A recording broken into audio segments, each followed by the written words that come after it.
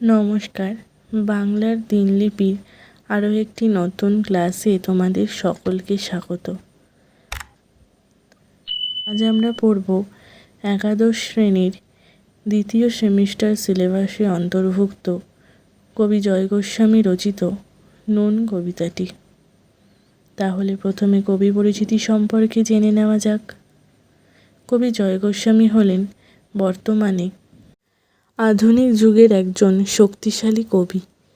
তার লেখা বিখ্যাত কবিতা আমার রবীন্দ্রনাথ, তোমরা অনেকেই শুনে থাকবে কবিতাটি, এবং তার বিখ্যাত কাব্যগ্রন্থ পাগলি তোমার সঙ্গে এবং যারা বৃষ্টিতে ভিজেছিল। এছাড়াও তার রচিত সাহিত্যের ভাণ্ডার অফুরন্ত আমাদের কাছে। তাহলে মূল পাঠ শুরু করা যাক। দেখো, বাস্তব সমাজের প্রেক্ষাপটে বা বাস্তব সমাজের ওপর নির্ভর করে লেখা কবি জয় গোস্বামীর একটি কবিতা তোমরা পড়েছ ক্লাস 10-এ, অস্ত্রের বিরুদ্ধে গান। আমাদের পাঠ্য এই কবিতাটির নাম নুন।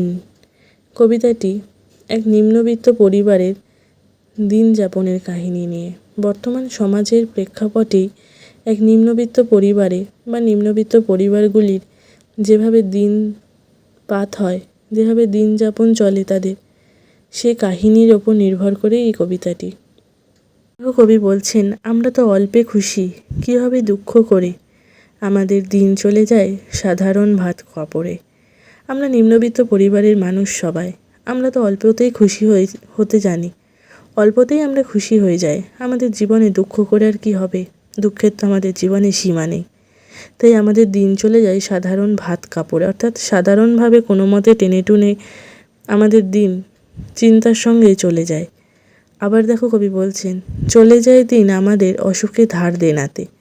আমাদের এই দিন কিভাবে চলে, অসুখে ধার দেনাতে, এই বিভিন্ন অসুখ বিসুখ রোগ, সেখান থেকে মুক্তির উপায় হিসাবে ধার দেনা করা, সেই ধার দেনা এই সবের মাধ্যমে আমাদের দিন চলে যায়।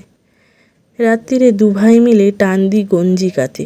এখানে কবি বলছেন, বর্তমান সংসারের কঠিন বাস্তবটাকে ভুলতেই রাত্রিরে দুভাই মিলে, অর্থাৎ বাপ বেটা দুজনে যেন দুই ভাই রূপে গঞ্জিকাতে অর্থাৎ গাঁজা সেবনে টান দেয়। কেন? সংসারের জ্বালা থেকে, সাংসারিক যন্ত্রণা থেকে কিছুটা মুক্তি পাওয়ার উপায় হিসাবে। তবে আমরা মধ্যবিত্ত হলেও আমাদের তো সবারই স্বাদ আহ্লাদ আছে। তাই কবি বলছেন, দেখো, সব দিন হয় না বাজার, হলে হয় মাত্রা ছাড়া। বাড়িতে ফেরার পথে কিনে আনি গোলাপ চারা। প্রতিদিন বাজার করা সম্ভব হয়ে ওঠে না, অর্থাৎ প্রতিদিন নিজের মনের ইচ্ছে মতো, নিজেদের বা সংসারের চাহিদা মতো, সবার পছন্দ মতো বাজার করা সম্ভব হয় না। তবে যেদিনকে সম্ভব হয় সেদিনকে মাত্রা ছাড়া হয়, অর্থাৎ মাত্রাতিরিক্ত বাজার করা হয়। তাই বাড়িতে আবার ফেরার পথে গোলাপ চারা কিনে আনে। কেন? গোলাপ চারা হচ্ছে আনন্দের প্রতীক। এখানে কবি বলছেন, নিজেদের শখ মেটানোর একটা প্রতীক হিসেবে কবি বলছেন। তাই যখন এই নিম্নবিত্ত পরিবারের মানুষেরা যখন বাড়ি ফেরে, তখন যখন পকেটে কিছু পয়সা থাকে, তখন আনন্দ করে শখ করে গোলাপ চারা কিনে আনে।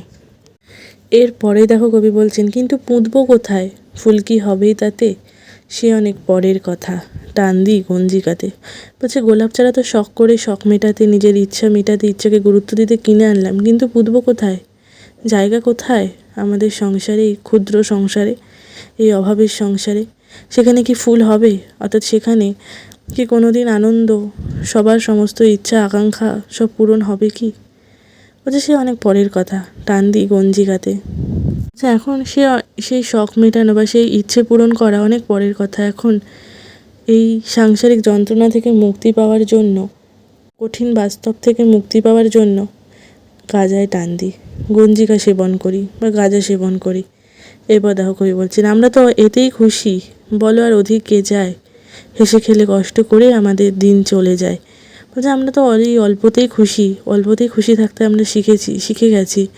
আমরা কি বেশি চাই সবসময়? আমরা কি অধিক চাই, বেশি সুখ চাই? সামান্য সাধারণ সুখটুকু চাই। তাই হেসে খেলে কষ্ট করে, আনন্দ সুখ দুঃখকে সঙ্গে করে নিয়ে আমাদের এই দিন চলে যায়।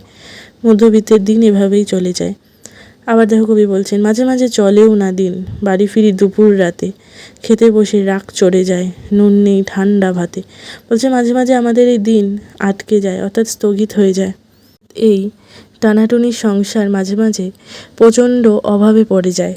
ঠিক তখনই যখন দুপুর রাতে বাড়ি ফিরে খেতে বসে, যখন দেখে যে ঠান্ডা ভাত অর্থাৎ পান্তা ভাতে আর নুনেরও ব্যবস্থাটুকু করে উঠতে পারেনি নিজেদের, তখন নিজেদেরই রাগ চড়ে যায়, মাথায় রাগ উঠে যায়।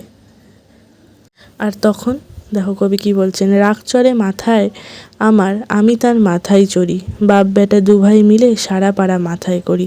বলছে মাথায় রাগ চড়ে আমি তারও মাথায় চড়ি, অর্থাৎ রাগের প্রকাশ খুব বাজেভাবে প্রকাশ করে, খুব বাজেভাবে।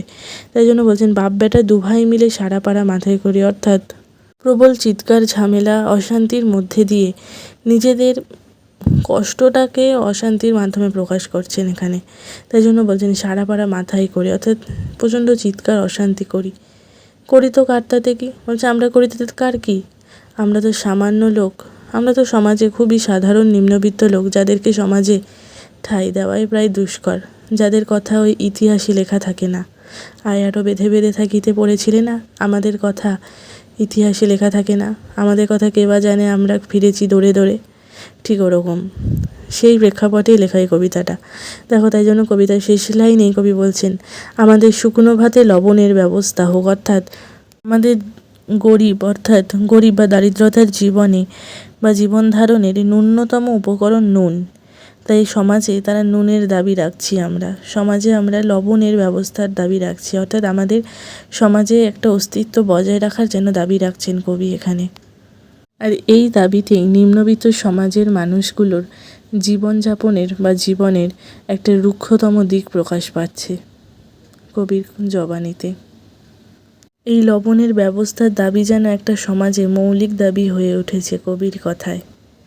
আর এই আলোচনার ক্লাস তোমাদের কেমন লাগছে অবশ্যই জানাবে, আর সেই সঙ্গে ক্লাসটি বন্ধুদের মাঝে শেয়ার করে দিও, এবং এরকম আরও বিষয়ভিত্তিক আলোচনা পেতে হলে চ্যানেলটি লাইক করে সাবস্ক্রাইব করে বেল আইকন প্রেস করে দিও। ধন্যবাদ।